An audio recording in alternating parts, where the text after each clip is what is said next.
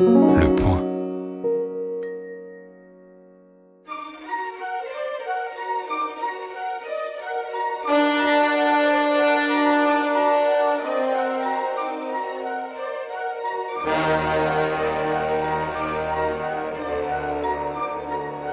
Ciné-Crash numéro 22, une émission réalisée par Quentin Tenot et préparée avec l'aide de Jean-Marc Turc à la documentation du Point.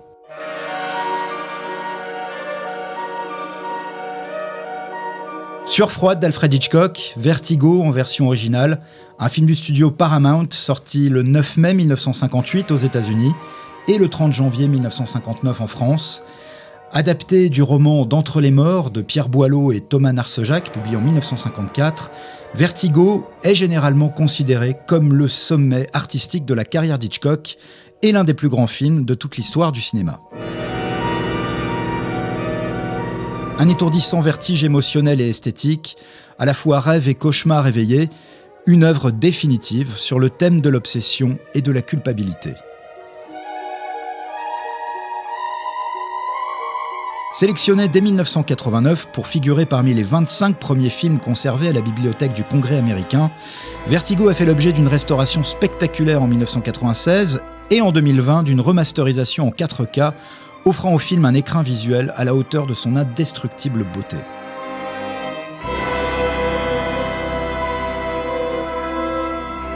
Ce 22e numéro de Ciné-Crash triche un peu avec l'histoire. Non, Sueur froide n'a pas été un bide commercial cinglant, mais ses résultats plus que moyens au box-office américain en 1958 furent une très grande déception pour Hitchcock, qui confirmait lors de ses entretiens avec François Truffaut qu'à ses yeux, le film était bel et bien un échec. Pourquoi et comment Vertigo a-t-il bouleversé l'histoire du cinéma ? Quel est son héritage 64 ans après sa sortie ? Avec moi pour en parler pour ce 22e numéro de Ciné-Crash, Yann Valentin et François-Xavier Taboni. Yann Valentin, journaliste à Télé Loisirs. Salut Yann. Bonjour, c'était très impressionnant cette intro. Hein. Je suis moi-même très impressionné. Très solennel, très solennel. Merci. À la hauteur du film dont nous parlons. Oui, ça me fait peur. Moi aussi. Et donc François-Xavier Taboni, toujours journaliste pour le site Bande à part. Salut François-Xavier. Bonjour à tous. Alors, qu'est-ce que tu attends de moi ? Eh bien, je t'ai prié de venir me voir parce que j'ai appris que tu avais quitté la police. Et je me demande si pour me rendre un grand service, tu reprendrais ton métier. Je voudrais que tu suives ma femme. Non, ce n'est pas ce que tu crois. Nous formons un très bon ménage. Alors ? J'ai peur que sa vie ne soit menacée. Par qui ? Par une morte.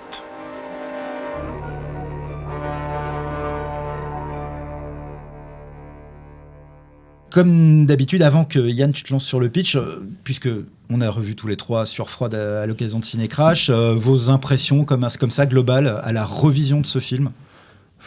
C'est un rêve éveillé, c'est un film extrêmement mélancolique, d'une beauté visuelle incroyable, c'est une anomalie pour l'époque et une anomalie encore aujourd'hui, enfin, c'est un chef-d'œuvre, quoi. Un chef-d'œuvre. Ouais, c'est ça, je suis assez d'accord. En fait, le truc qui est ouf, qui est complètement fou dans ce film, c'est que ça date de 1958 et c'est d'une modernité invraisemblable. Et tu comprends pourquoi le film ne pouvait pas marcher. Et je pense que même un film comme ça qui sortirait maintenant, il ne trouverait pas forcément son public. C'est un film c'est ça, romantique, mais d'une noirceur absolument cataclysmique. Enfin, c'est incroyable. Et d'une radicalité jusqu'à la fin, c'est quand même assez incroyable. Donc j'espère qu'on a réussi à vous intéresser, à écouter la totalité de ce Ciné-Crash consacré donc à Sueur froide d'Alfred Hitchcock, au sujet duquel il y a énormément évidemment à dire. On ne va certainement pas épuiser le sujet en un peu plus d'une heure d'émission. On va forcément spoiler, comme on dit, le film en entier, jusqu'à les rebondissements de sa seconde partie. C'est absolument inévitable. Pour ceux qui n'ont pas vu le film, je pense que ça ne va pas trop gâcher malgré tout la vision si vous le découvrez après coup, pour énormément de raisons. En tout cas, Yann, on t'écoute. De quoi parle Sueur froide ? John Scotty Ferguson, inspecteur sujet au vertige, quitte la police après la mort d'un policier essayant de le sauver lors d'une poursuite qui a mal tourné. Devenu détective privé, il est engagé par un vieil ami pour suivre son épouse Madeleine, en proie à une dépression morbide. Je vous appellerai Monsieur Ferguson. Oh, ça ne me ferait pas plaisir. Oh, non. Après ce qui s'est passé cet après-midi, je crois que j'ai mérité d'être appelé Scotty. Ou même peut-être John. Alors, je vous appellerai John. Scotty tombe éperdument amoureux d'elle. Mais le drame se produit. Madeleine se suicide. Et la santé mentale de Scotty commence à partir en vrille, quand il rencontre, 1 an après, une jeune femme lui ressemblant terriblement.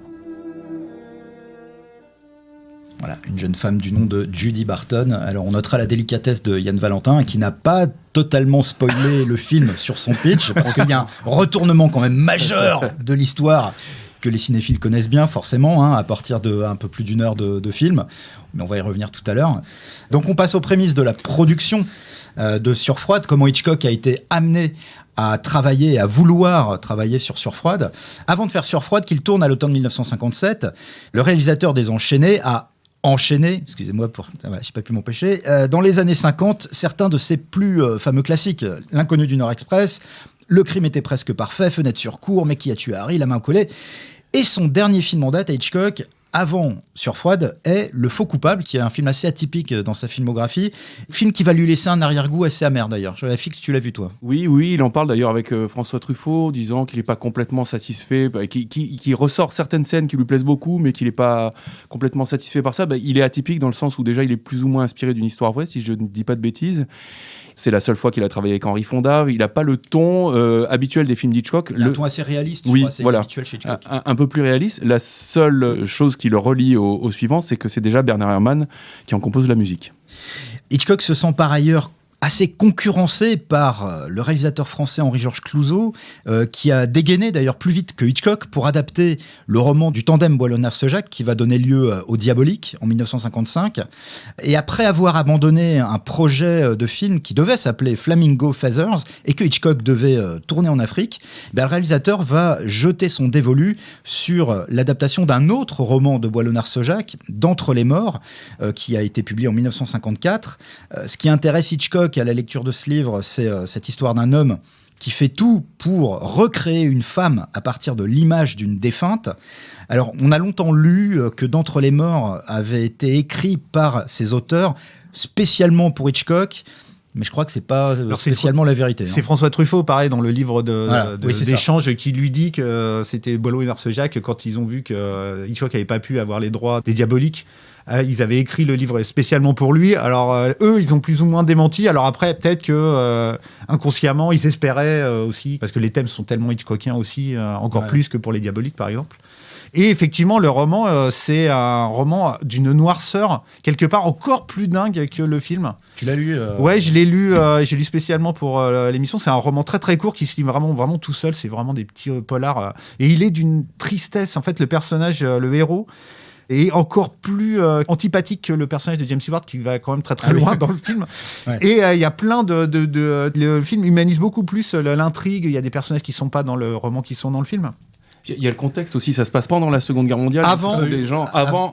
Avant et pendant, en fait, c'est exactement la même intrigue. C'est un ancien policier qui est sujet au vertige. Un ami lui demande de surveiller sa femme qui va pas bien. Sa femme décède, mais ça se passe juste pendant la drôle de guerre. T'as tout un contexte de l'atmosphère super délétère de la France où ils pensent tous que la France va défoncer l'Allemagne et tout.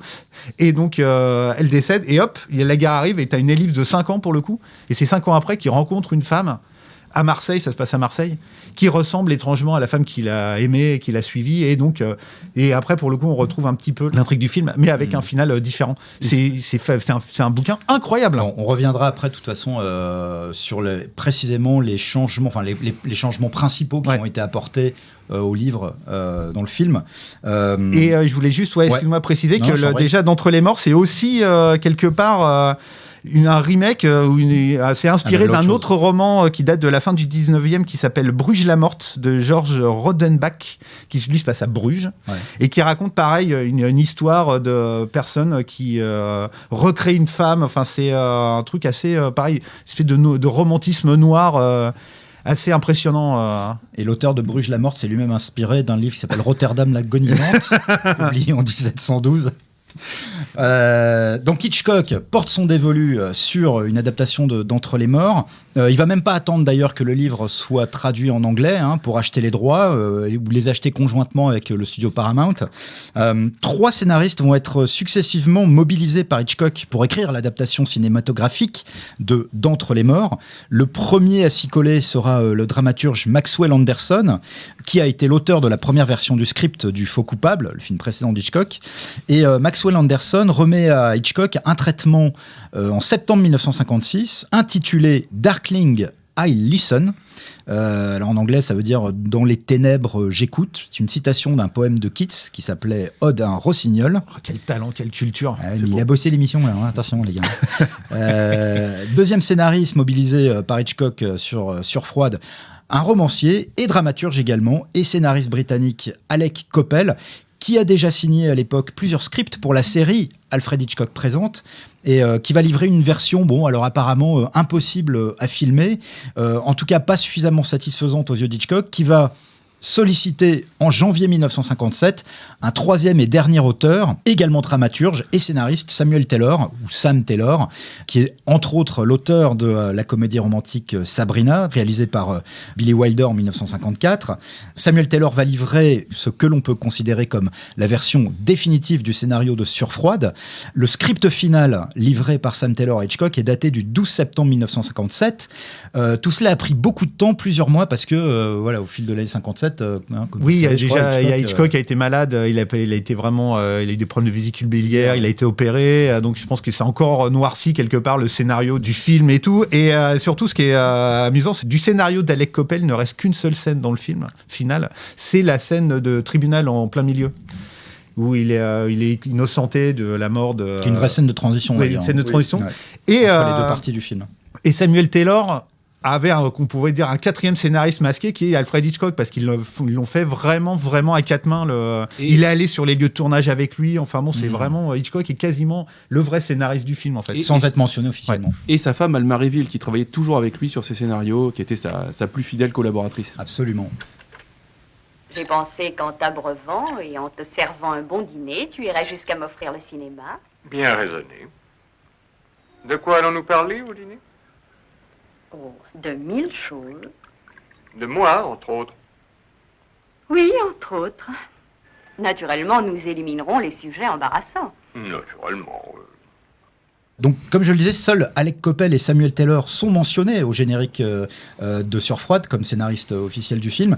Alors, j'ai lu qu'un quatrième larron avait également apporté une petite contribution aux premières ébauches de scénario, Angus MacPhail, avec qui Hitchcock aurait notamment écrit la scène de poursuite qui ouvre le film, mais lui-même n'est pas du tout mentionné au générique. Yann, en gros, sur le script final et ce qu'on voit à l'écran dans Sur Froide, quels ont été les gros changements par rapport au roman de Boileau-Narcejac? C'est un personnage, le personnage de Midge, qui n'existe absolument pas dans le roman original, et c'est Samuel Taylor, le dernier scénariste, qui a créé ce personnage et qui, pour moi, quelque part, est l'idée de génie du film. Midge, qui est donc la très bonne amie du personnage de Ferguson joué par James Stewart, et elle est incarnée par Barbara Bel Geddes, et qui est un peu la femme amoureuse, malheureuse. Oui, alors ils ont une relation très étrange et très perverse déjà entre les deux, mais en plus, elle, quelque part, c'est un peu le spectateur, c'est un îlot de normalité, exactement, de stabilité. De stabilité dans le film, alors que tout le monde est timbré, tout est fou, même la mise en scène aussi, qui est complètement folle, qui sort, qui casse le quatrième mur et tout, on en reparlera tout à l'heure.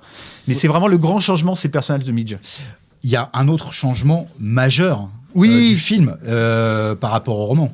Non, alors le changement majeur qu'on vient de se reprendre à 4 reprises pour essayer de vous le faire comprendre, c'est que donc dans Sur Froide, le personnage joué par James Stewart, John Ferguson, a fini par tomber amoureux de la fameuse Madeleine Elster, qui est la femme que son ami de fac lui avait demandé de surveiller. Madeleine qui se suicide sous ses yeux en sautant du haut d'un clocher, ce qui le traumatise encore plus, puisque notre homme Ferguson a déjà assisté à une chute par sa faute au début du film, d'un policier qui tombait dans le vide pendant une course-poursuite à cause de lui. Et donc, après la mort de Madeleine, dont il était tombé éperdument amoureux et qui l'a complètement traumatisé, John Ferguson rencontre par hasard en pleine rue, dans San Francisco, une autre jeune femme qui ressemble trait pour trait à Madeleine. Il la suit dans la rue, il va la retrouver à l'hôtel où elle est descendue, et cette jeune femme s'appelle Judy Barton. Et il va à nouveau tomber amoureux de cette Judy Barton parce qu'elle lui évoque complètement Madeleine, et il va essayer de la façonner. Il va sombrer dans une sorte de folie, dans une obsession. Il va vouloir façonner Judy à l'image de Madeleine dont il était tombé follement amoureux. Et ce que Hitchcock révèle à mi-parcours du film, très très vite, c'est que en fait, la fameuse Judy Barton, c'est la même personne qui était soi-disant Madeleine. Mais en même temps, Madeleine n'était pas Madeleine. Oui, Madeleine n'existe pas. Madeleine n'existe pas. Voilà. En fait, le poteau Je rose est sens que j'ai révélé. pas été tellement plus clair. Mais bon. Le poteau rose est révélé juste après qu'il la suit à l'hôtel. Ouais. À l'hôtel. Oui, Quand à il la l'hôtel. harcèle pour avoir un dîner avec elle, elle se retourne et tout d'un coup, t'as le flashback où tu vois voilà. la scène du meurtre. Et la façon dont Hitchcock choisit et Sam Taylor choisissent de révéler le poteau rose en question, c'est via un flashback dans les souvenirs de Judy qui est en train d'écrire une lettre pour avouer la vérité à Ferguson. Et c'est un précepte que Hitchcock réexplique à Truffaut dans leurs entretiens, c'est la différence entre la surprise et le suspense. C'est-à-dire que s'il le révèle à la fin, c'est la surprise, mais si on le sait avant et que ça joue sur notre perception de ce qui se passe, en fait, comme dans La Corde, comme dans Agent Double aussi, où on sait qu'il y a une bombe qui est placée et c'est super, à un tel endroit. Et ce serait très marrant parce qu'en fait, cette scène-là du flashback, Hitchcock, et à un moment, il a voulu l'enlever, il l'a mis, il l'a enlevé, il l'avait mis, il savait plus quoi en faire de cette scène. J'allais y venir. Alors, et si j'ai eu l'air de galérer quand même à résumer en quoi consistait le twist, c'est que, il faut le dire quand même, l'histoire en elle-même est complètement abracadabradesque, comme aurait dit un certain président français. Globalement, l'histoire du film, le scénario du film, sur beaucoup de points ne tient pas debout. Mais ça, Hitchcock... non, mais Hitchcock en est conscient. C'est un cauchemar réveillé. Donc, Hitchcock en est conscient, il s'en fiche complètement en fait, de la réalité, du réalisme de l'histoire. Ce qui l'intéresse, c'est complètement ailleurs dans le film, on verra plus tard. Mais cette fameuse scène de flashback qui nous informe, nous, spectateurs, qu'en fait, toute la première partie du film qu'on a vue jusque-là n'était qu'un simulacre. Cette scène va poser énormément de problèmes plus tard au montage, comme tu l'as dit, Yann, mais on va y revenir tout à l'heure. Je vais juste terminer sur le titre du film. Toi, tu parlais du premier titre. Il y a eu un deuxième titre qui s'appelait From Among the Dead, qui était une adaptation littérale du titre du roman original. Et c'est Hitchcock qui choisit le titre Vertigo, un peu contre vents et marées. Et un peu tardivement, en plus. Un peu tardivement, ouais. Je reprécise également, on parlait tout à l'heure des Diaboliques, j'ai lu également que l'ombre des Diaboliques va vraiment planer sur l'écriture et la conception de Sueur froide, parce que Hitchcock va projeter plusieurs fois le film durant l'année 1956 à son premier scénariste, Alec Coppel, et il va montrer le film de Clouseau également à son équipe. On pourrait disserter, ça pourrait faire une partie à part entière dans ce podcast, sur les liens thématiques entre Sueur froide et les Diaboliques, mais il faut qu'on avance, on n'a pas le temps, parce que Quentin qui est pas content. On passe au casting. S'il vous plaît, je voudrais un petit renseignement. Et sait-on qui est la femme peinte sur le tableau que cette dame est en train de regarder? Il représente Carlotta, monsieur. Le catalogue le désigne sous le nom de portrait de Carlotta.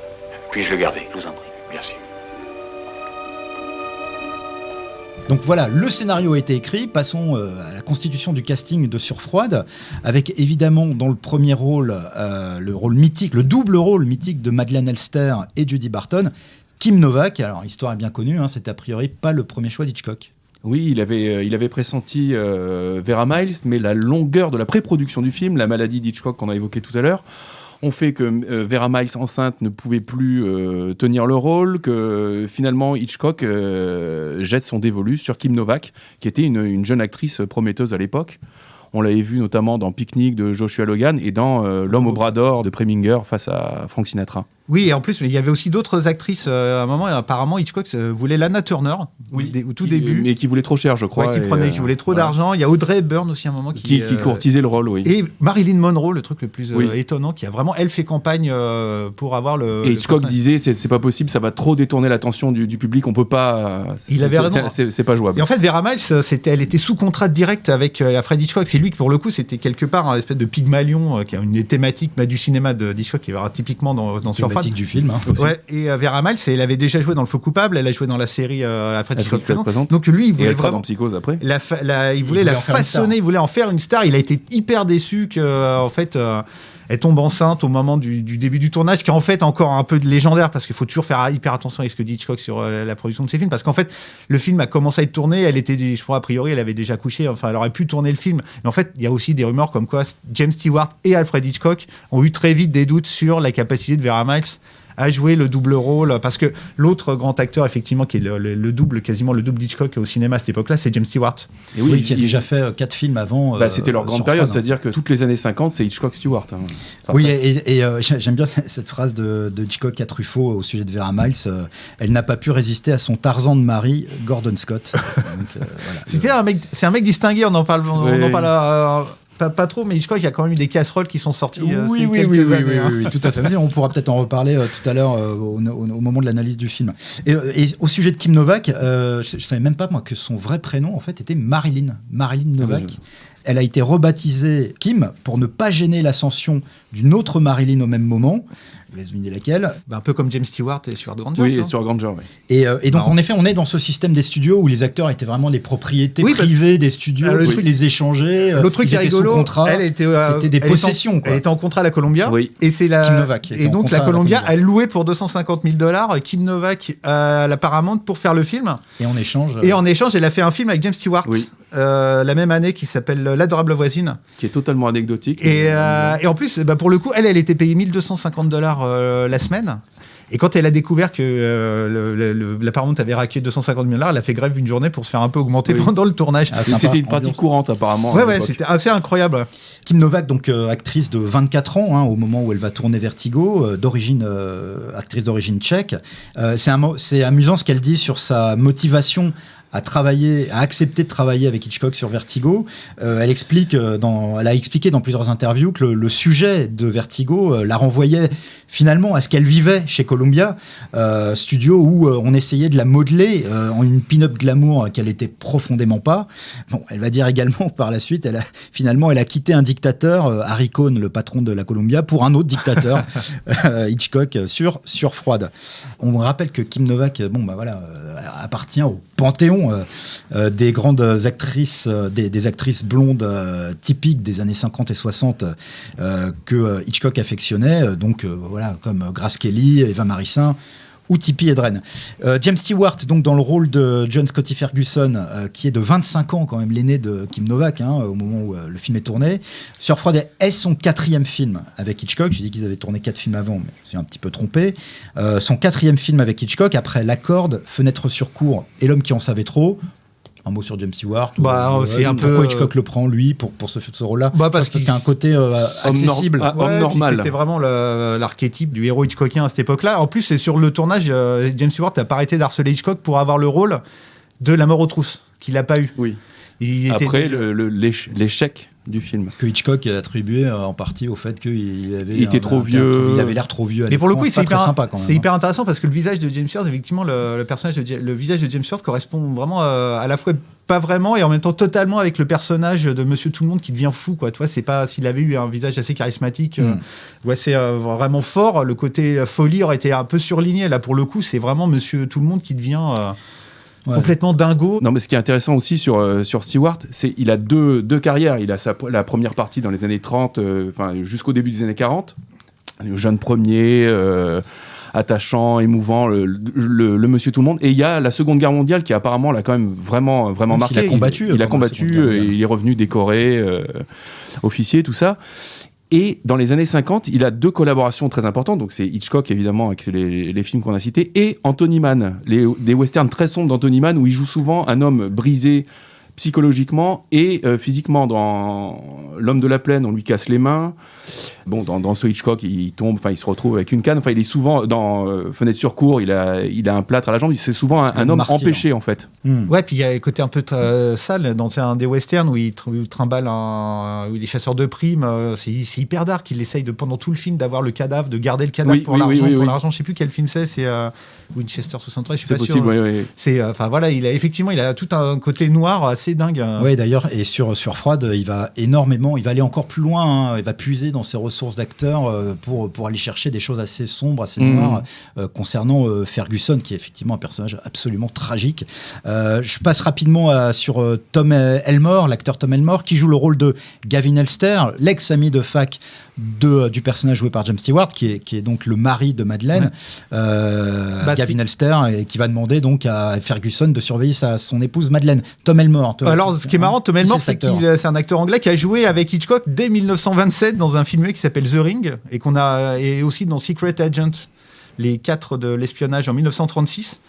Et il venait de jouer dans My Fair Lady au théâtre, qui est aussi une thématique sur la transformation. Excellent. Et un thème de Pygmalion, c'est assez rigolo. Et pour ce personnage, pour ce rôle-là, il y avait Joseph Cotten et Lee Jacob qui avaient été un peu envisagés à un moment pour tenir ce rôle. Ça aurait été pas mal aussi.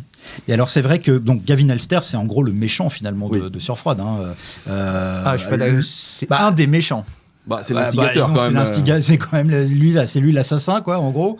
Et donc c'est un personnage, Gavin Elster, qui est vraiment dans la tradition des méchants un peu suaves et machiavéliques chez Hitchcock, que ce soit Godfrey Thirl dans Les 39 marches, Paul Lucas dans Une femme disparaît, Claude Rains dans Les Enchaînés, ou encore James Mason dans La mort aux trousses. Ce qui est assez génial, c'est qu'il intervient au début et qu'ensuite on ne le voit plus jamais en fait. Il a deux scènes. Si on le voit dans la scène chez le coroner qui fait justement la transition entre les deux parties. Disons du film. que jusqu'à la fin de la première partie, on le voit, mais finalement assez peu, et ensuite on ne le voit plus du tout. Et pourtant son ombre plane. Et son crime restera impuni à la fin du film. Ce qui est la seule fois où ça arrive chez Alfred Hitchcock. Dernière actrice au générique importante dans l'histoire, Barbara Bel Geddes, alias Marjorie Midge Wood, François Xavier. Barbara Bel Geddes, elle est connue au moment où elle fait Surfroide. Alors, c'était une actrice de théâtre respectée, qui avait déjà eu plusieurs récompenses, qui avait joué au théâtre sous la direction notamment de Otto Preminger, qui a eu une petite carrière au cinéma. Elle avait été nommée aux Oscars pour le film Tendresse de George Stevens. Et elle a surtout joué dans un très bon film noir de Max Ophuls qui s'appelle Prise au piège, où elle était mariée à un Joseph Cotten extrêmement manipulateur, un film très sombre, vraiment un très très beau film noir. Et on la connaît surtout, évidemment, pour son rôle de Ellie Ewing dans la série Dallas. Générique Dallas.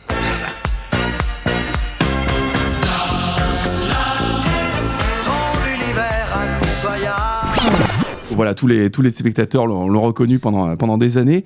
Et à la télévision, elle a joué plusieurs fois dans la série Alfred Hitchcock présente, et notamment dans l'épisode L'inspecteur passe à table, réalisé par Hitchcock lui-même, qui sera diffusé en avril aux États-Unis, donc un mois avant la sortie du film. D'après Roald Dahl, c'est ça là. Oui, d'après. C'est un épisode absolument mythique. Oui, d'humour noir, génial. Je me demande d'ailleurs si Hitchcock lui avait pas donné ce rôle-là pour justement compenser le fait qu'il était conscient que le rôle de Midge dans Surfroide était un rôle quand même très ingrat. Bien sûr, oui. Elle a beaucoup galéré sur le tournage avec certaines de ses scènes, et c'était une sorte de récompense, je crois, d'Hitchcock, ce rôle ensuite dans sa série. Pourtant, elle est super dans le film. Un épisode emblématique. Et elle avait aussi des problèmes avec le macartisme. Là, c'est pour ça qu'elle avait un peu disparu dans les années 50. Et c'est Hitchcock qui l'a fait revenir. Moi, pour le coup, je suis pas vraiment d'accord. Quand tu vois les témoignages, quand elle témoigne sur le tournage, t'as l'impression qu'il était plutôt vraiment très très bien, très agréable avec elle, et que en fait ses indications. C'est le personnage. Je ne dis pas que Hitchcock a été avec elle comme il a été avec Kim Novak. En revanche, il lui a fait répéter apparemment beaucoup de fois plusieurs scènes avec lesquelles elle avait du mal, et ça aurait entraîné pas mal de retard, quelques semaines de retard de tournage sur le film. Mais je crois en effet que leur relation était bien plus harmonieuse que celle qu'il avait avec Kim Novak.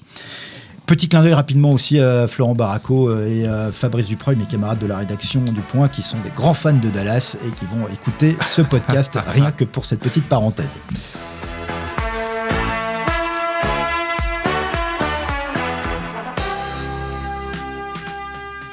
En raison, entre autres, des problèmes de santé d'Hitchcock qu'on a évoqués tout à l'heure, le tournage de Surfroide va débuter avec plus d'un an de retard sur le planning. Il débute le 30 septembre 1957 à San Francisco.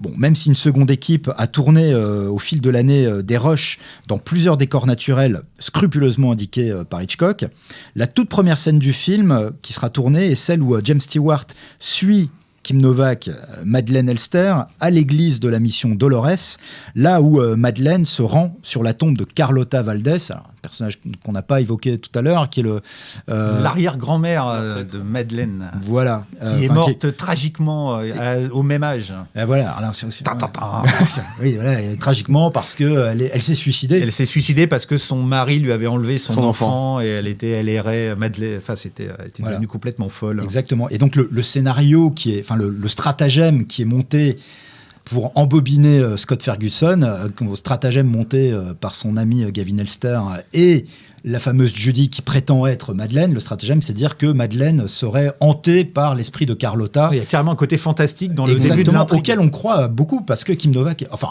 moi j'y crois, je suis très naïf. Je la trouve très bien jouée, en plus, par Kim Novak. On y reviendra tout à l'heure. Et donc Carlota Valdés, cet esprit de Carlota qui essaierait de pousser au suicide la pauvre Madeleine qui est hantée par cet esprit, et que Scott Ferguson va essayer de sauver dans toute la première partie du film. Bref. Donc ça dure 16 jours. de tournage En extérieur, à San Francisco. Exactement. La première scène que je mentionnais à la Mission Dolores, elle marque pas mal dans le film par son aspect assez irréel, un peu vaporeux, enfin le côté vaporeux de certains plans. C'est pas un hasard parce que Hitchcock et son chef opérateur mythique Robert Burks, qui a fait un travail complètement dingue sur Vertigo, ont utilisé pas mal de filtres au fil du film. Ça nous donne l'occasion de faire une petite parenthèse sur les principaux postes techniques du film à l'œuvre pendant le tournage. Donc, je viens de mentionner le chef opérateur Robert Burks. Qui a travaillé avec Hitchcock dans les années 50, même jusqu'au film Les Oiseaux, dans les années 60. Donc, c'est vraiment... En fait, Hitchcock, le truc qui est assez impressionnant, c'est qu'il a une famille. C'est à la fois, on peut comparer par moment Hitchcock à Kubrick, mais c'est Hitchcock, lui, il avait la force de Hitchcock, c'est d'amener des talents, des génies avec lui et de les transcender en travaillant avec lui. Donc Robert Burks, il y a évidemment Bernard Herrmann, le compositeur qui est un de génie absolu. On reviendra après sur sa musique. Pareil, on en reviendra après. La première collaboration avec Saul Bass qui va révolutionner en gros le triptyque qu'ils vont faire tous les trois, qui vont pour moi sont les plus grands films d'Hitchcock. C'est vraiment Saul Bass. Et t'as aussi la costumière Edith Head qui est vraiment une costumière mythique aux 8 Oscars, qui aussi a travaillé vraiment main dans la main. Hitchcock travaillait vraiment avec des légendes hyper connues d'Hollywood pour des résultats absolument faramineux, quoi. Et les décors sont de Roger Hart. Non, alors c'est pas du tout Roger Hart sur Fred, je me rappelle plus de son nom, du chef déco, mais enfin il a fait un travail complètement dingo, sur lequel on pourrait revenir aussi. Le tournage, on le sait, donc a été marqué quand même par pas mal de tensions entre Hitchcock et Kim Novak, ou plutôt, je dirais, une attitude assez dure de Hitchcock sur Kim Novak, qui, elle, arrive avec, comme Hitchcock l'a dit lors de son entretien avec François Truffaut, elle arrive avec la tête pleine d'idées, mais évidemment, ça correspondait pas à ce que Hitchcock voulait. Oui, Hitchcock pouvait même s'en moquer lui-même un petit peu. D'ailleurs, pour revenir juste à Barbara Bel Geddes, elle dit à un moment que sa direction d'acteur... pour certaines scènes, il lui disait « lève les yeux, baisse les yeux ». Enfin, c'est une direction d'acteur très minimaliste. Pour Hitchcock, les informations ne doivent pas passer par le dialogue, mais par l'image. Donc, ce qui est important pour lui, c'est le soin placé dans les décors et dans les costumes, notamment de Edith Head. Et je crois que Kim Novak, par exemple, ne voulait pas porter de costume gris parce qu'elle n'aimait pas du tout cette couleur. Et Hitchcock et Head avaient pensé à ça déjà très en amont. Et ils savaient ce qu'il voulait dire du personnage rien qu'avec son costume, en fait. Donc, toutes les idées de Kim Novak, pour Hitchcock, elles étaient totalement superflues. Oui, et puis tu avais l'espèce de gentille misogynie aussi. Bien sûr. Un petit peu torturé. Il y a la scène où elle plonge dans la rivière au pied dans la baie de San Francisco, du Golden Gate Bridge. En fait, il y a une scène où elle est en train, où il la sauve, où tu as James Stewart qui plonge pour la sauver. Elle savait pas nager et Hitchcock lui a demandé d'être dans un bassin et d'attendre d'être sauvée. Et tu vois vraiment, t'as vraiment l'impression qu'elle est pas bien quand James Stewart va la sauver. Elle fait la planche et la moitié en train de boire la tasse. Enfin bon, mais sympa quoi. Même au-delà de cette misogynie, il y a cette fameuse phrase de Hitchcock sur les acteurs qu'il considère comme du bétail. Enfin, c'était évidemment une petite blague, mais on sent que même s'il avait un amour certain des acteurs, enfin il y a des acteurs qui reviennent régulièrement chez lui, on sent que le cinéma c'est un ensemble et les acteurs ce n'est qu'une composante de ça, et le star system hollywoodien pour lui c'était pas... Oui c'est ça, c'est des objets quasiment les acteurs pour Hitchcock, c'est des symboles, des objets symboliques. C'est une pièce d'un ensemble. Dans des interviews qu'elle a accordées bien après le tournage du film, Kim Novak rappelle qu'à plusieurs reprises elle a essayé d'établir une communication artistique avec Hitchcock sur un peu son personnage, comment elle devait le jouer, les expressions qu'elle devait afficher. Lui à chaque fois il la rabrouait et il lui disait que mais non, mais il faut pas, vous embêtez pas avec ça Madame Novak, faites exactement ce que je vous demande de faire. Et donc elle a dit à ce sujet: j'ai essayé de le rencontrer en tête à tête mais sans succès. Il était, Hitchcock, donc, uniquement préoccupé par les angles de caméra, les décors, et il pouvait être obsédé par une image sur le mur ou par le fait de poser une chaise au bon endroit. Avec le recul, je le comprends, Hitchcock ne voulait pas perdre sa concentration et se laisser aller dans des discussions inutiles. Je bénéficiais du coup d'une liberté considérable. Bon, liberté considérable, je suis pas certain. Et donc la fameuse citation d'Hitchcock au sujet de Kim Novak dans ses entretiens à Truffaut: Mademoiselle Novak est arrivée sur le plateau la tête pleine d'idées qu'il m'était malheureusement impossible de partager. Je ne contrarie jamais un acteur au cours des prises de vue afin de ne pas mêler les électriciens à cela. Je suis allé retrouver Mademoiselle Novak dans sa loge et je lui ai expliqué quelle robe et quelle coiffure elle devait porter, celle que j'avais prévue depuis plusieurs mois. Je lui ai fait comprendre que l'histoire de notre film m'intéressait beaucoup moins que l'effet visuel final de l'acteur sur l'écran dans le film terminé. Donc voilà, en termes de liberté considérable, je ne suis pas certain que c'était exactement trop ça pour Kim Novak. Non, ce n'est pas exactement ça. Oh, c'est pourtant du gris, monsieur. Écoutez, je désire un tailleur très simple, d'un gris courant. J'ai l'impression qu'il m'irait. Non, c'est pas ça du tout. Monsieur semble fixé sur ce qu'il désire.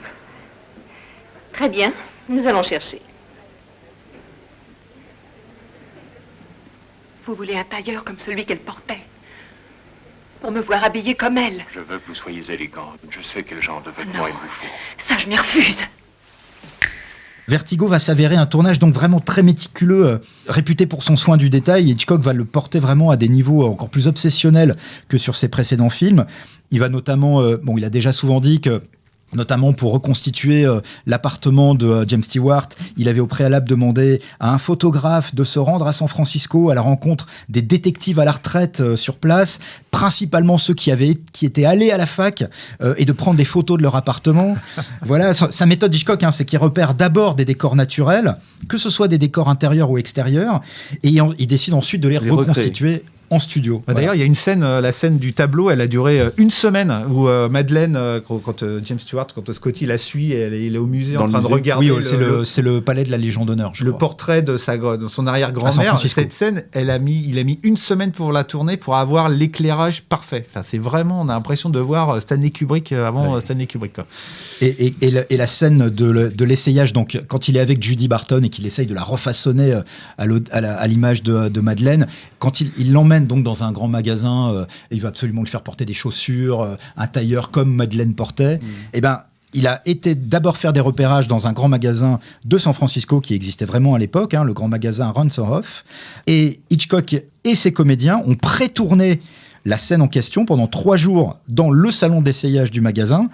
Puis Hitchcock a ensuite fait reconstituer entièrement à Hollywood ce magasin. Et selon les employés de la boutique, Hitchcock et ses acteurs ont vraiment scrupuleusement répété sur place chaque geste, chaque angle était noté, les dimensions des pièces étaient scrupuleusement prises, la lumière était étudiée pour reproduire tout ça un peu en laboratoire, entre guillemets, en studio. Et vraiment, Hitchcock est porté par une fièvre créatrice absolue sur Froide. Et donc sur Froide est l'occasion pour lui d'introduire plusieurs innovations formelles. Tout à l'heure, Yann, tu as parlé de Saul Bass, on détaillera tout à l'heure ce générique complètement dingue créé par Saul Bass, qui faisait sa première collaboration avec Hitchcock. Et donc Hitchcock a aussi pensé à ce fameux mythique travelling compensé qu'on a depuis appelé l'effet Vertigo, pour matérialiser le syndrome d'acrophobie ressenti par James Stewart. L'effet Vertigo, donc c'est quoi en gros ? Alors c'est la combinaison d'un travelling avant et d'un zoom arrière qui déforme les perspectives et donc donne l'impression au spectateur de voir quelque chose qui avance et qui recule en même temps, donc qui crée cette espèce de malaise et qui a été un effet qui a été évidemment repris dans plein de films et notamment dans Les Dents de la Mer. Il y a un super plan sur Roy Scheider. Le basculement dans la haine où ils sont dans Paris, tu vois, eux, ils bougent pas et t'as tout. En fait, il a eu l'idée de ce plan après avoir eu une crise c'est l'alcool, je crois, de vertige, et il voulait déjà mettre ça dans Rebecca dans les 1940. En fait, c'est vraiment un plan qu'il a dans la tête et qu'il a jamais réussi techniquement à mettre en place. Et là, pour le coup, ça devait être tu le vois en premier au début du film, et la poursuite sur les toits. La scène clé, c'est vraiment dans le clocher. Et en fait, à la base, il voulait vraiment être dans le clocher qui a été reconstitué parce que le clocher n'existait plus. En vrai, il avait brûlé. Et donc, ils l'ont reconstitué avec des. C'est la mission San Juan Batista. Oui, c'est ça. Donc, il y a du matte painting. Il y a un matte painting dans le film, et après, ils ont reconstitué le clocher en studio. Et donc, à la base, ils voulaient vraiment filmer l'escalier avec la caméra. En fait, la caméra orientée vers le bas. Et en fait, ils se sont rendus compte que c'était complètement impossible avec ça coûtait trop cher. Ouais, ça coûtait trop cher. Donc, ils ont fait une maquette, ils ont fait ça à l'horizontale, et où le budget était finalement de $20,000 pour faire ce plan, qui est devenu un plan totalement iconique d'histoire du cinéma. Qui sont 2 plans qui durent quelques petites secondes en plus, mais qui sont effectivement qui sont restés dans la rétine des spectateurs. Comme tu l'as dit, Yann, je crois tout à l'heure, le tournage, au bout de 2 semaines de prise de vue à San Francisco et dans les environs de San Francisco, se transporte à Hollywood, dans les studios de la Paramount. Pour 2 mois, je crois, de tournage. C'est ça. Il prend fin officiellement le 19 décembre 1957. La dernière scène tournée du film sera la scène d'ouverture du film, la scène de poursuite sur les toits. La scène du prologue qui nous présente le personnage de Ferguson et son traumatisme initial, avec ce flic qui tombe dans le vide en essayant de le sauver parce que lui-même est raccroché à la gouttière et qu'il a eu sa crise de panique, d'acrophobie. On n'a pas dit un mot sur la VistaVision, le logo qu'on voit en gros au début du film. C'est le format que Hitchcock a choisi pour tourner sur froide. Moi, je suis un gros nul en technique, donc je me tourne vers notre expert, François-Xavier Taboni. Modeste expert, c'est une pellicule... diplômée. C'est bien sûr, en VistaVision d'ailleurs. En VistaVision. C'est une pellicule plus large qui est un peu proche du 70 mm, mais par contre, c'est un format qui est entre celui du plein écran, le format classique 1.33, et le cinémascope. Alors, disons que c'est plus proche du format 1.85. C'est un format un peu... C'est celui de des télé 16/9 en fait actuellement. Donc ça lui permettait quand même d'avoir une certaine largeur d'image, mais pas non plus le cinémascope qui ne l'intéressait pas. Il voulait rester aussi proche des visages des acteurs. Enfin, c'était un format qui lui convenait mieux. Oui, et c'est marrant parce que c'est un format qui est tombé complètement désuétude dans les années 60-70, et un certain George Lucas, qui était fasciné par cette technologie, a acheté toutes les caméras à l'époque pour faire Star Wars. Pour toutes les scènes d'effets spéciaux. Tous les mecs qui avaient des caméras qui ne savaient plus quoi en faire, ils lui ont donné, ça lui a coûté $10 000, et à la fin du film, les caméras elles valaient 300 000. Quoi. Les caméras VistaVision. VistaVision, ouais. C'est vraiment Lucas qui a relancé le truc. Ah oui, pardon, attention, François-Xavier nous signale une information qu'on a oublié de mentionner tout à l'heure. Alors, on a complètement abandonné les principes de l'info fixe. C'est pas vraiment une info fixe parce que n'importe qui peut la trouver sur Wikipédia. N'importe où. Vraiment de notre gueule, François-Xavier. Je sais, mais quand même, pour le plaisir de jingle que moi j'adore et qui me manquait beaucoup, s'il te plaît, Quentin, jingle composé par tes soins d'ailleurs, jingle info fixe. L'info fixe. Oui, on a oublié quand même le nom d'un des éléments clés du film, c'est le décorateur Henry Bumstead qui a recréé... Qui c'est ça ? Ben, je ne sais pas, justement, collaborateur d'Hitchcock, qui a recréé des lieux existants de San Francisco, dont tu parlais tout à l'heure, qui a fait un travail incroyable sur le film. Les intérieurs sur Froide, je pense notamment là comme ça au restaurant Ernie's. Oui. C'est d'une beauté à tomber par terre, restaurant qui existait vraiment d'ailleurs à l'époque.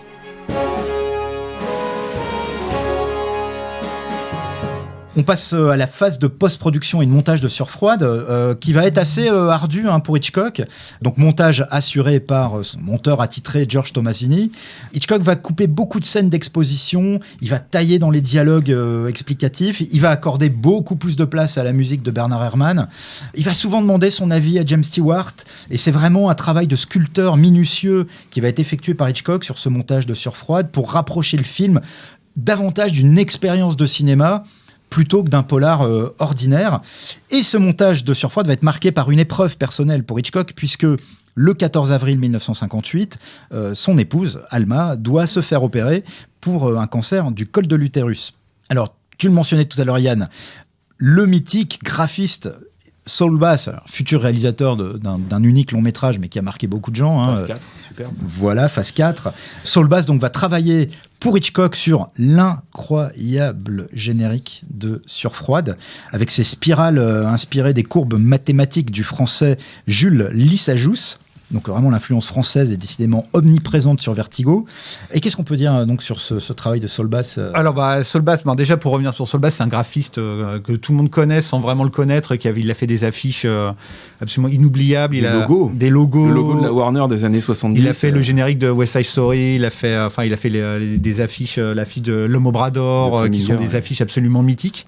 Et non, il y a le truc qui est vraiment très très étonnant dans son travail sur le générique, effectivement, c'est qu'on pourrait quasiment dire que c'est le premier film avec des CGI, parce qu'ils ont le générique de Surfroide. La spirale, 1958. La spirale a été générée par un ordinateur mécanique qui s'appelait je vais vous retrouver ça, le M5 Gun Director. Ils ont appelé Michel Chevalet. Ouais. Et c'était un proto-ordinateur qui était manipulé par 5 personnes et qui était utilisé pendant la Deuxième Guerre mondiale pour la visée des canons anti-aériens. C'est une espèce de machine totalement improbable. C'est un certain John Whitney qui a utilisé cet ordinateur pour façonner cette spirale qui est devenue quasiment le symbole du film, quoi. Elle est sur l'affiche, puisque Saul Bass l'a réutilisée pour l'affiche aussi. Et on la voit, cette spirale, en effet, déclinée dans plusieurs couleurs au fil de ce générique, qui est en soi vraiment... non seulement c'est sublime visuellement, mais en plus thématiquement c'est extrêmement riche. Et a priori, Saul Bass a aussi... c'est tout le motif graphique récurrent dans le film, quoi. Si c'est vrai ou pas, il a aussi travaillé sur tout le design du film, les couleurs... les séquences de rêve, les séquences de traumatisme, de cauchemar. Et voilà, donc en fait, après, ça anticipe leur collaboration avec le point d'orgue, c'est évidemment Psychose et la scène de la douche qui a été entièrement dessinée par Saul Bass. C'était vraiment la première rencontre entre ces deux génies. font des étincelles, quoi. Et cette omniprésence de l'œil et des obsessions qui s'y nouent, qui s'y créent et qui conduisent à leur perte les héros malheureux de Hitchcock. Voilà, je ne savais pas trop comment finir cette phrase. Je l'ai improvisé. Bon, Bernard Herrmann, qui est le compositeur donc, de Vertigo, n'a pas dirigé. Il a composé la musique, mais il n'a pas dirigé l'enregistrement de la bande originale de Surfroide à cause d'une grève des musiciens aux États-Unis. La bande originale du film a été enregistrée à Vienne et dirigée par Muir Mathieson. Son nom est mentionné d'ailleurs au générique. On va revenir quand on va analyser le film sur l'incroyable beauté, le rôle même scénaristique de cette musique de Bernard Herrmann.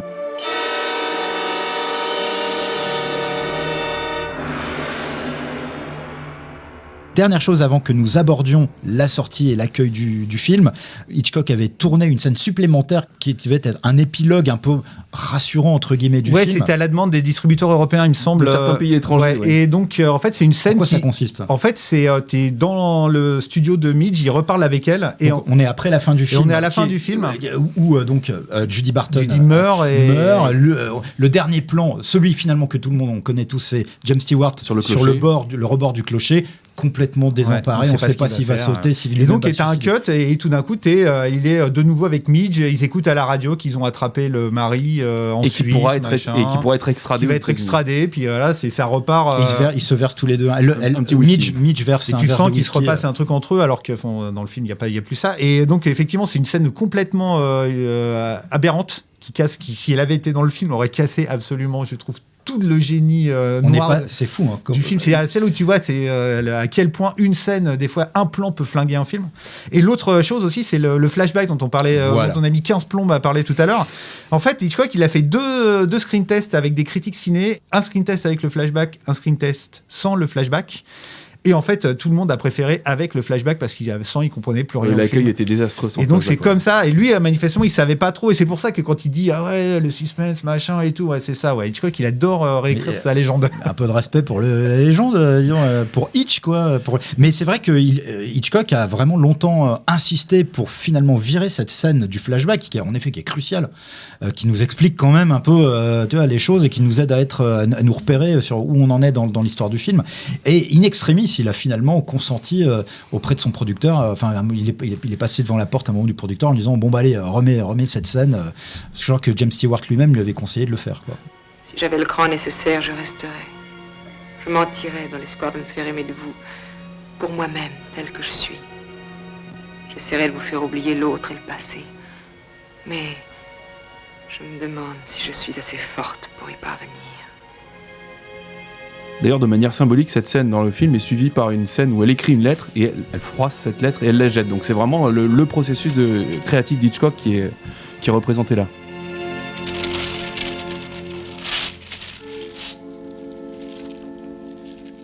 On passe à la sortie du film. Le film sort donc le 9 mai 1958 aux États-Unis. Très rapidement, l'accueil est très tiède dans la presse, donc je pense que ça va être une immense déception pour Hitchcock au vu de tout le travail et tout l'investissement qui a été le sien, extrêmement personnel sur ce film.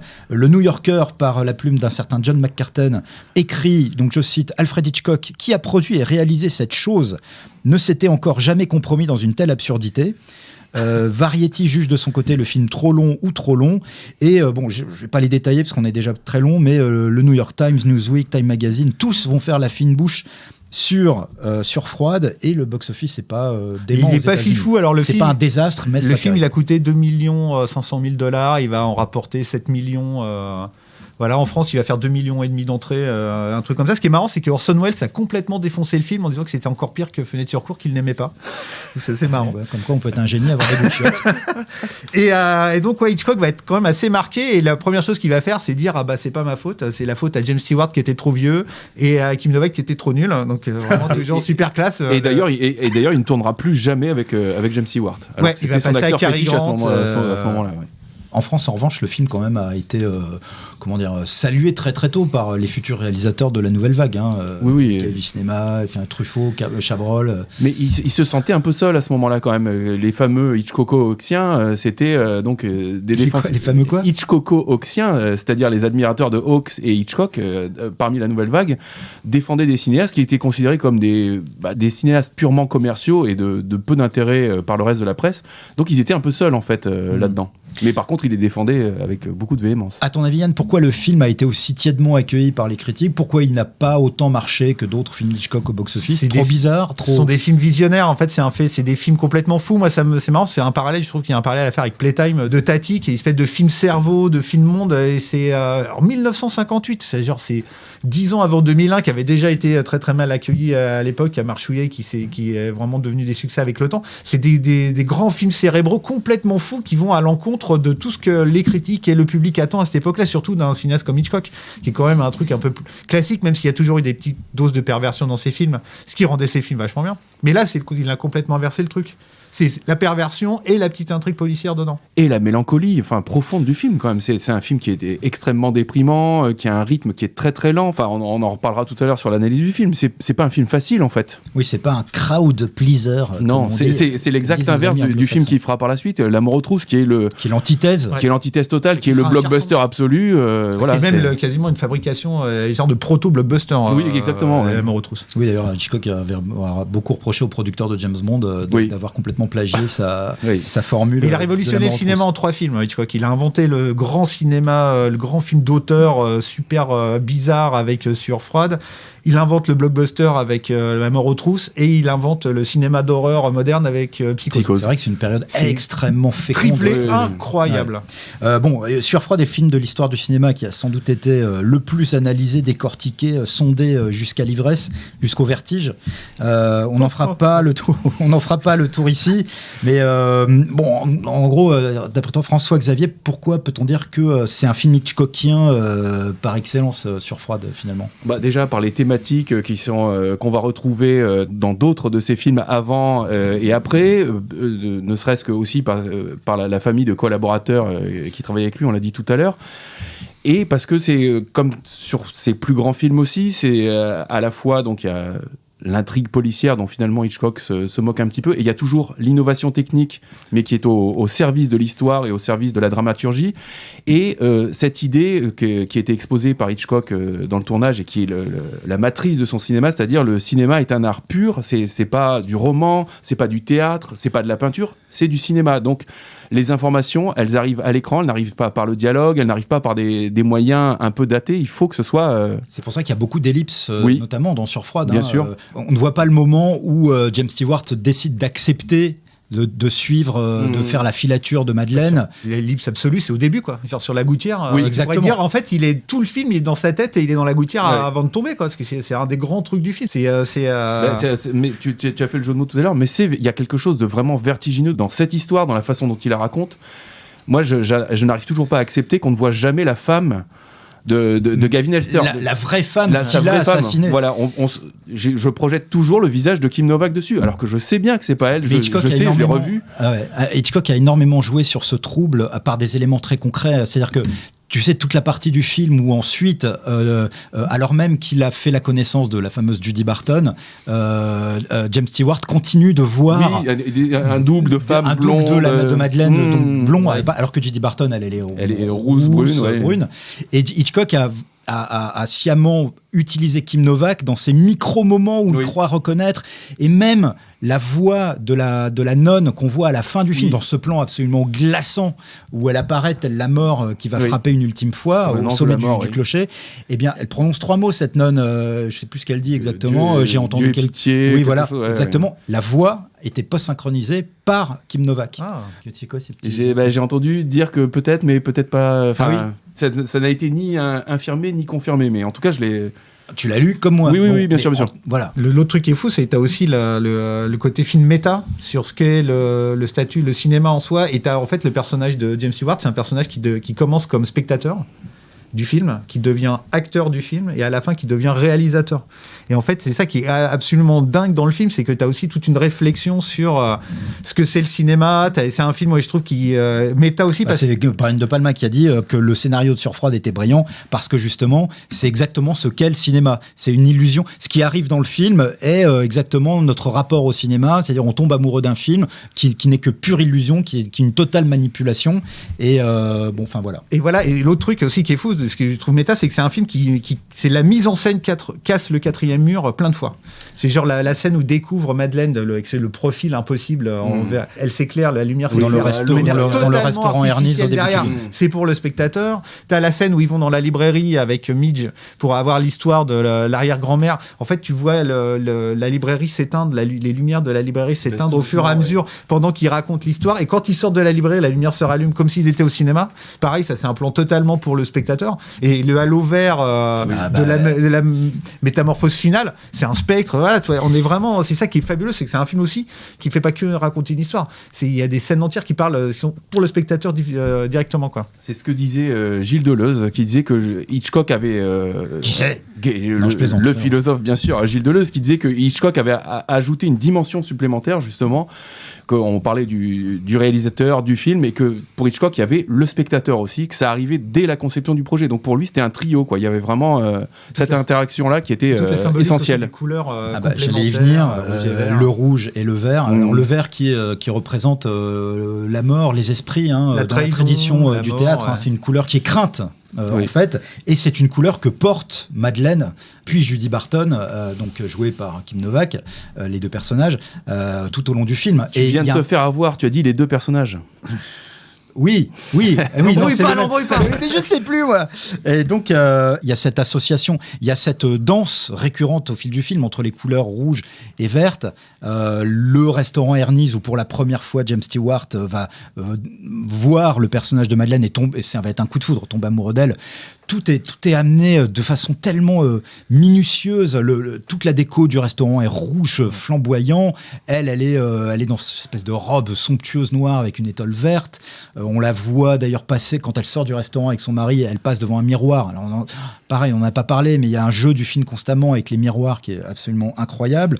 Madeleine conduit une Rolls qui est de couleur verte. Il y a le chandail vert porté par Kim Novak lorsqu'elle est sous l'identité de Judy Barton. Et quand elle a aussi, alors le rouge, c'est un peu la symbolique de l'amour. C'est quand il la sauve, qu'il lui met après l'avoir sauvé de la noyade. Oui. Voilà. Et la cravate, et au moment la cravate de James Stewart, elle est à la fois vert et rouge, quoi. Ça, c'est vraiment incroyable. Quand il visite la forêt de séquoias, qui est séquence absolument sublime visuellement. James Stewart, Scott Ferguson, dit à Madeleine que les séquoias, ça veut dire en fait toujours vert. Toujours en pleine santé, quasiment éternelle. Et la porte du domicile de John Ferguson, James Stewart, cette porte est rouge. Donc il y a vraiment ce jeu permanent entre ces deux couleurs dans le film. D'innombrables analyses passionnantes montrent à quel point tous les dialogues de Surfroide et toute la mise en scène sont vraiment un édifice d'une précision étourdissante. Et c'est un engrenage dont chaque élément prépare la suite finalement. Juste un tout petit exemple, lorsque Midge dit à Scotty « Tu ne peux pas guérir de ton acrophobie », seul un autre choc émotionnel pourrait te guérir, et encore ce n'est pas prouvé. Tu vas quand même pas replonger d'un toit pour t'en assurer. Bon, c'est une parole un peu prophétique, et il y a ce rêve de Scotty qui se termine par lui-même se jetant du clocher. Enfin bon, motif d'ailleurs que moi je trouve qui a été, je pense, repompé par le créateur de la série Mad Men sur le générique de Mad Men. D'ailleurs, c'est un générique de très Saul Bastien. Ouais. Exactement. Parce que la silhouette que tu vois, c'était une silhouette qu'il avait utilisée dans les affiches d'avant, dans l'Anatomie d'un meurtre notamment. Oui. La dimension sexuelle de Vertigo également qu'on pourrait nécrophile, on commence par nécrophile, oui, comme le dit Hitchcock. Nécrophile, pourquoi donc Hitchcock, c'est nécrophilie. En fait, il dit que le film c'est l'histoire d'un homme qui veut coucher avec une femme morte. Donc plus on creuse, plus on surfroide, c'est pas juste. Et cette scène absolument incroyable où justement Ferguson a quasiment achevé la transformation de Judy en Madeleine. Elle revient du coiffeur, enfin elle est à nouveau blonde, elle porte le tailleur que portait Madeleine, et c'est pas tout à fait exactement ce qu'il voulait parce qu'elle a pas relevé ses cheveux en chignon. Voilà. Et donc il l'a fait, elle le rejoint dans la chambre d'hôtel, il la fait rentrer il la supplie d'arranger. C'est de la torture, c'est littéralement de la torture. Et dans ses entretiens avec Truffaut, donc Hitchcock a résumé cette scène absolument clé du film par cette citation: la scène que je ressentais le plus, c'est lorsque la fille est revenue. Donc Judy est revenue après s'être fait teindre en blond. James Stewart n'est pas complètement satisfait parce qu'elle n'a pas relevé ses cheveux en chignon.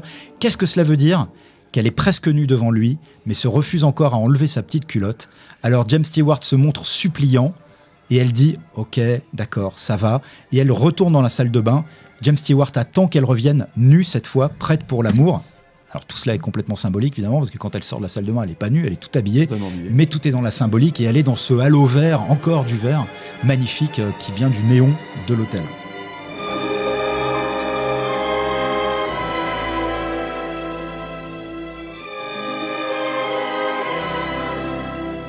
Je vous ai demandé à tous les deux de choisir votre scène sur laquelle vous aviez envie de développer un tout petit peu. Moi je vais bien commencer. Alors moi je vais prendre une scène peut-être un peu atypique. Moi c'est la dernière scène de dialogue entre Scotty et Midge, un peu au milieu du film. Quand c'est la dernière fois où elle essaye de le raccrocher à elle, en fait, parce que moi ce que je trouve vachement intéressant, c'est vraiment la relation de Midge, le personnage de Midge, je le disais tout à l'heure, moi c'est vraiment le personnage quasiment que je préfère dans le film. Et en fait, ils ont une relation super compliquée tous les deux, ils sont hyper amis. C'est d'anciens fiancés. Et s'ils sont d'anciens fiancés, tu sais pas trop qui a largué l'autre et tout. Enfin, tu comprends que t'as plutôt l'impression Eux-mêmes ne le savent plus d'ailleurs. Lui, il dit que c'est elle qui l'a largué. Ouais, mais je pense que quand tu vois le film, elle a pas l'air d'accord. C'est plutôt le contraire, parce que si c'était elle qui l'avait largué, il passerait pas son temps chez elle. Elle est hyper amoureuse de lui, elle essaye de le sauver tout le temps. Et la scène que je retiens, c'est la scène où elle repeint le portrait de Carlotta. Le portrait avec son visage à elle, et il le voit et ça le détruit, et elle, ça la détruit à la fin, elle détruit la peinture. C'est tellement triste. Et c'est en fait c'est la fin de leur amour, parce qu'il y a encore une autre scène entre eux, mais c'est après la première mort de Madeleine. Donc où il est complètement à l'hôpital psychiatrique, il parle plus, elle est avec lui, elle essaye de lui parler, il n'y a plus de dialogue entre les deux à la fin avec le médecin, et elle disparaît du film. Et donc c'est la relation entre les deux, elle est fabuleuse, et l'actrice, elle est géniale dans ce film. Johnny. Non, c'est pas drôle, Betty. Johnny. Non. Johnny, je ne voulais pas. Non. Je crois qu'il vaut mieux remettre le cinéma un autre jour. Johnny.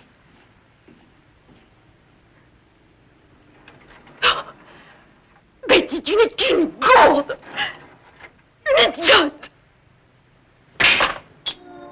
Moi, c'est la scène du flashback dont on a déjà parlé, déjà parce qu'elle intervient au milieu du film et que c'était quelque chose qu'on n'avait pas vu avant et qui remet en cause notre position même de spectateur devant le film. Cette façon de faire un flashback totalement muet, en fait, parce qu'on parlait de Bernard Herrmann, mais tout est uniquement illustré par la musique de Herrmann. Enfin, il y a les images du film, l'explication mentale et le fait que Hitchcock, donc c'est lié aussi, je pense, à ses hésitations par rapport à ça, dicte ensuite la fameuse lettre qu'elle veut lui écrire. Donc il y a une voix off qui explique encore un petit peu, pour être vraiment sûr que les spectateurs ont bien compris.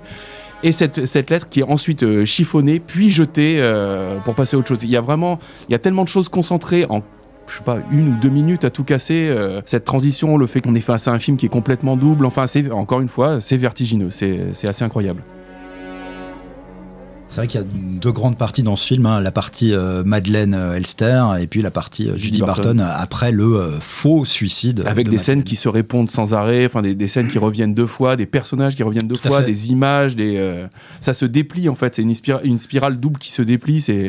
On peut l'analyser, on peut le voir, le revoir sans arrêt. Enfin, pour ma part, j'ai été complètement hypnotisé et ébloui. Alors bon, quasiment par toutes les scènes du film, hein, mais bon, s'il faut en choisir une, là pour moi c'est ce moment où Scotty est vraiment, il se laisse aller complètement à sa fascination et son amour pour Madeleine et son envie de la sauver, parce qu'il est persuadé qu'elle va essayer de se suicider. Il croit finalement à cette histoire de hantise de Madeleine par son arrière-grand-mère qui la pousserait au suicide. Et donc il y a ce moment où Kim Novak accepte de faire une longue balade en voiture avec James Stewart et ils se rendent dans cette forêt de séquoia absolument sublime, donc qui a été tourné au Payson Park, je me rappelle plus du nom exact, qui est un parc qui est à plusieurs dizaines de kilomètres de San Francisco, mais la scène est censée se dérouler dans un autre parc proche de San Francisco. Voici la section du tronc d'un de ces géants. Toujours est-il que à l'image, c'est d'abord visuellement absolument éblouissant. On a à nouveau ce panachage de vert et de rouge. Il y a un moment, ils sont tous les deux, mais tout petits. Il y a un effet d'échelle par rapport à la grandeur des arbres. Et ils sont sur on voit un moment un tapis de feuilles rouges, mais splendide. Et encore une fois, je pense que la restauration en 4K rend encore plus magnifique la scène. Et elle a l'air de plus en plus d'un spectre, quoi, d'un fantôme. Il y a un plan, un moment... lorsqu'elle dit, elle regarde la tranche d'un tronc qui a montré la coupe d'un tronc et expliqué à quelles années, à quel siècle correspondent chaque partie du tronc. Et elle dit, moi je suis née là et je suis morte là. Et elle parle comme si elle était la fameuse Carlotta, comme si elle était envoûtée à ce moment-là par Carlotta, et parce qu'elle montre des moments sur le tronc qui correspondent à la date de naissance et la date de mort de la fameuse Carlotta. Et après, elle s'évade, elle s'écarte de la caméra, on la voit disparaître derrière un arbre. Et il y a un motif musical un peu inquiétant, un peu surréel. J'ai l'impression de jouer à l'orgue à ce moment-là. Et on est complètement dans le cinéma fantastique à ce moment-là. On y croit. Et je trouve même que l'ambiguïté est jamais totalement levée. C'est ça qui est complètement dingue dans ce film. Ce qui te fait croire à un élément de fantastique pendant un long moment. Et qui, même une fois que, lorsque le poteau rose est révélé, et que bon, clairement il n'y a pas de fantastique dans Surfroide, mais quand même, il y a une telle ambiance de surréalisme qu'on n'est jamais complètement sûr. Madeleine. Madeleine, où êtes-vous en ce moment? Avec vous, Où? les grands arbres. Étiez-vous déjà venu? Oui, Quand? Madeleine, quand êtes-vous née? il y a longtemps. Oui. Quand? Et cette séquence des séquoias qui précède ensuite la scène de baiser devant les flots tumultueux où Madeleine s'abandonne complètement dans les bras de James Stewart et lui dit « ne m'abandonne pas ». Et alors lui, il est complètement parti, il lui dit « mais jamais je t'abandonnerai ». Enfin, c'est juste magnifique. C'est le double discours et la souffrance du personnage de Judith qui est absolument incroyable, moi, dans le film. Parce qu'elle est magnifiquement jouée aussi par Kim Novak. C'est quelque part, elle est complice, mais c'est la vraie vie. C'est une double victime dans le film. Elle est victime Bien de sûr. son amour, elle est victime des deux hommes qui la manipulent les deux. Tout le temps, ouais. Et elle est en fait, quand elle dit qu'elle va mourir, elle est éperdument amoureuse de James Stewart, mais James Stewart, il est pas amoureux d'elle, il est amoureux de Madeleine. d'une personne qui n'existe pas, et donc elle souffre. C'est une torture permanente. Je trouve que son personnage est absolument incroyable, et effectivement elle le joue à la fois très bien et très bizarrement, parce qu'elle a vraiment un style de jeu qui est vraiment très étrange, un peu à côté. Et James Stewart aussi, pour moi, c'est ça qui rend le film assez ouf. Et on parlait de Bernard Herrmann tout à l'heure. La musique de Bernard Herrmann est hyper inspirée de l'opéra Tristan et Isolde de Wagner. Tristan et Isolde, qui est aussi une histoire de double amour. Surfroide. C'est encore plus compliqué. C'est un mélange. Non, mais ça y ressemble. Je veux dire, il y a des éléments communs. T'as des éléments communs, et avec Roméo et Juliette. Bon, il y a tellement d'autres choses qu'on aurait pu aborder, c'est compliqué. Le poids du passé aussi, de toute l'histoire passée de San Francisco, le passé espagnol de San Francisco qui est là en permanence dans le film, le motif des chutes, il y a 3 chutes dans ce film. Je vous renvoie à une analyse passionnante que Chris Marker, tu mentionnais Chris Marker tout à l'heure, François-Xavier. Chris Marker, le réalisateur français, comme son nom ne l'indique pas, mais Chris Marker est un pseudo. Voilà, réalisateur de La Jetée, qui a inspiré l'Armée des 12 singes. Et Chris Marker, dans le Positif numéro 400 de juin 1994, Chris Marker a fait une analyse de Surfroide qui est incroyable et qui est passionnante. Il revient sur l'expression le pouvoir et la liberté, qui est une expression qui revient à plusieurs reprises dans le film. Il s'attache à tous les détails géométriques, à la figure de la spirale, du chignon, des choses qui l'ont complètement bouleversé lui. Voilà. Tout cela pour vous dire que Surfroide, depuis son accueil tiède par la presse américaine, a évidemment été largement réhabilité et consacré à sa juste valeur depuis. En 1984, le film a fait partie des 4 ou 5 films rachetés par Universal aux ayants droit d'Alfred Hitchcock pour les ressortir en salle. Dans les films, il y avait Mec qui a tué Harry, je crois, Fenêtre sur cour. C'était des films qui ont été perdus, qui étaient perdus depuis leur sortie. Invisibles depuis 25 ans. C'était assez incroyable. En 1996, Surfroide a fait l'objet d'une spectaculaire restauration orchestrée par Jim Katz et Robert Harris, un célèbre historien du cinéma. Restauration financée à hauteur de plus d'$1 million par Universal, grâce à un coup de fil de Martin Scorsese, parce que le studio hésitait un peu à engager les frais.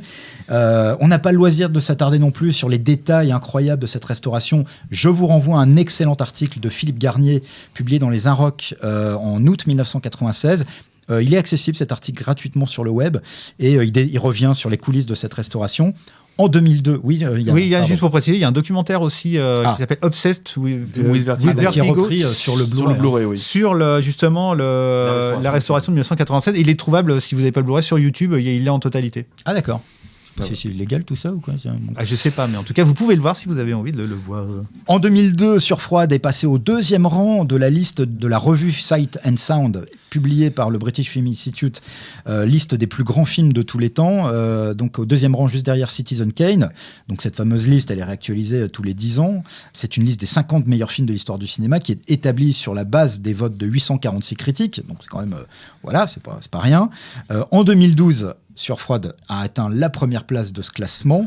Et en 2013, Surfroide a été projeté au 66e Festival de Cannes en présence de Kim Novak, qui était alors âgé donc de 80 ans, et qui a parlé à ce moment-là au sujet du destin de Sueur froide comme, je cite, d'un cauchemar qui s'est transformé en rêve. Pour conclure, les influences de Vertigo, alors c'est pareil, on aurait pu y consacrer. Déjà, Brian De Palma à fond les ballons. La première, le gros fan numéro 1, il a un peu repris l'idée dans Obsession, encore avec le double. Son film de 1975. Ouais, il y a. Dans Body Double aussi. Oui, bien sûr, et dans Femme Fatale. Il reprend le travelling circulaire. Et juste Obsession, bande originale signée Bernard Herrmann. Voilà. Il y a Pulsion, même Femme Fatale, même si c'est très mauvais, mais t'as quand même la double personnalité de la femme. T'as Verhoeven, Paul Verhoeven dans Basic Instinct. Qui se passe à San Francisco. Un immense hommage, alors que on est dans la même thématique, mais dans un niveau aussi de perversion assez fou. David Lynch avec le duo Lost Highway et Mulholland Drive, pareil sur les doubles. La brune, la blonde. Naomi Watts, elle est blonde avec un tailleur gris dans Mulholland Drive. Pareil, t'as Dario Argento avec le syndrome de Stendhal aussi, avec Asia Argento qui est en brune, en blonde. Pareil. De toute façon, dès qu'il y a... Depuis le début des années 80, la redécouverte du film. Dès que tu as un film avec de la schizophrénie et du double, c'est Sueur froide. Voilà. Fincher aussi sur The Game était quand même à fond sous influence Sueur froide. Même je reviens sur Chris Marker qui a fait un documentaire qui s'appelle Sans Soleil, qui est un documentaire sur le Japon, et il y a toute une partie du film qui est exclusivement consacrée à Sueur froide, où il se repromène même dans les mêmes rues de San Francisco. Enfin, c'est un film de fascination totale. Tu parlais de La Jetée de Chris Marker, et toi de l'Armée des 12 singes. Dans l'Armée des 12 singes, qui est le remake de La Jetée, tu as les personnages principaux qui vont au cinéma et qui voient Sueur froide au cinéma. La boucle se boucle sans arrêt. Boucle, et oui, bien sûr. Cercle, œil, spirale, Séquoia. Vertige, Séquoia, Sudoku. Voilà, alors en fait, c'est le montage de Quentin qui va faire au final. Ça va être très très rapide en fait. Il va rester ça. 7 secondes, on va faire 5 mots parce que les 3 heures de 7 secondes. Les 3 heures des autres timbrés. Donc voilà, Sueur froide, un chef-d'œuvre absolument indestructible sur ce thème éternellement fécond de la gémellité, de l'obsession et de la culpabilité. Comme je l'ai dit tout à l'heure, on n'a pas pu faire le tour, c'est absolument impossible, de tout ce qu'on aurait pu dire en termes de mise en scène et d'anecdotes de tournage sur Sueur froide. C'était pas le but de toute façon. Je vous renvoie un excellent ouvrage de référence. Alors, je ne sais pas s'il a été traduit en français sur les coulisses du tournage de Sueur froide. Un ouvrage de Dan Wheeler, je ne sais pas comment ça se prononce, A-U-I-L-E-R. L'ouvrage s'appelle Vertigo, The Making of an Hitchcock Classic. Et puis, il y a quand même une documentation très très abondante. Il y a le livre Truffaut, Hitchcock qui est passionnant. Et le livre d'entretien de Hitchcock avec Truffaut. Ciné Crash numéro 22 se termine. C'était Sueur froide d'Alfred Hitchcock que je vous invite à voir ou revoir. Il existe dans une très très belle édition chez Universal en Blu-ray ou en 4K. Vraiment en 4K, c'est époustouflant, l'éternelle jeunesse apparente de ce film. Enfin bon, voilà, moi j'ai l'impression qu'il a été réalisé. Là, je me tais parce que je pourrais repartir sur un tour. Quentin est content, on repart pour 2 heures de... Quentin est content. Donc merci à tous de nous avoir suivis jusqu'au bout. Merci à Quentin Tonneau à la réalisation patiente et le montage certainement encore plus patient de cette émission. Merci à Jean-Marc Tuc à la documentation du Point. Merci à Yann Valentin et à François-Xavier Taboni qui sont face à moi, messieurs. Merci Philippe. Et puis pour le prochain Ciné Crash numéro 23, écoutez, on verra bien. On n'a pas trop décidé sur ce coup-là. Non. Ça sera la surprise. Voilà, merci, on se tait, on arrête. Faut arrêter maintenant. Adieu, faut pas rester là. Ah, laissez-moi tranquille.